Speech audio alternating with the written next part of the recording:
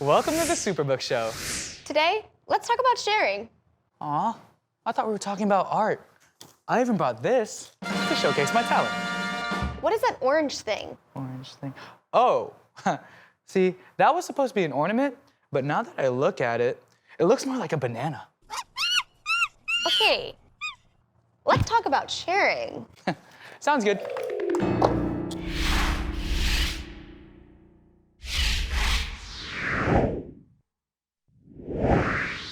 So, sharing. I'm guessing someone ate all the Thin Mint cookies, and now you want to preach to them about how they should have shared some with you first. Not that kind of sharing. Wait, did somebody eat all my Thin Mint cookies? Was it you? Was it you? Was it you? Was it you? I think it was Gizmo. Moving on. So what kind of sharing? Sharing, like sharing about yourself. Sharing your faith or sharing the gospel. Ah, you're still thinking of Grace's question. How can I tell other people about God without feeling afraid or embarrassed? I am. We talked about the afraid and embarrassment part in another episode. But now, I want to know, how do you start a conversation with someone about your faith? That's a good question. Oh, you wanted me to answer that? Yep. The only reason I host the Superbook Show is to force you to answer my questions. Alrighty then. Well, how do you start a conversation about God, your faith, the universe, dogs, cats, fish? You're stalling. Okay, yeah, I'm stalling, but let's stall some more and take a look at a time when Philip shared the gospel.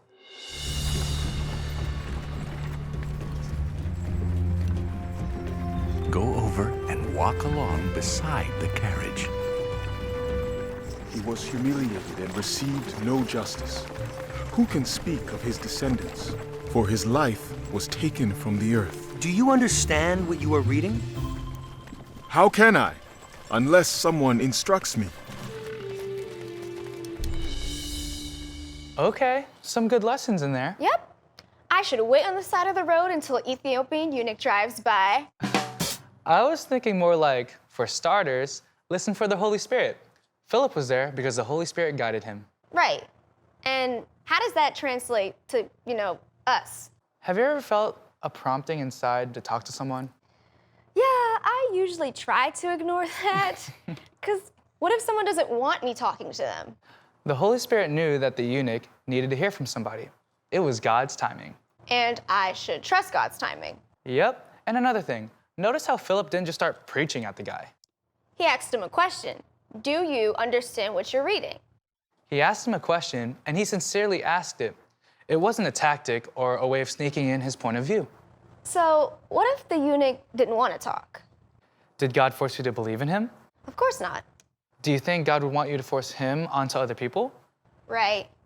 Hey, that's why it's called sharing the gospel and not telling the gospel. And remember, it's a conversation, two people talking. It's not a sermon.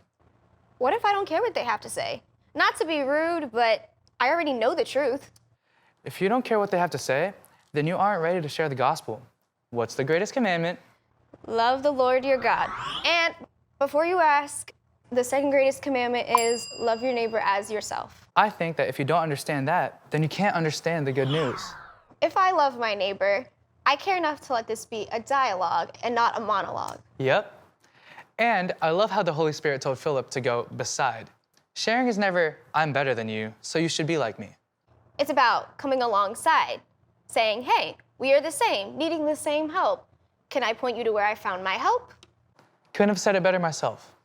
So look to the Holy Spirit for prompting, ask questions, listen, come alongside. Is there more to sharing? A lot more. But for next time. Until then, His word is forever alive. find out more about the good news by downloading the Superbook Bible app. And go to superbookshow.com for a deeper look into our episodes. And be on the lookout for more episodes on how to share your faith. Until next time.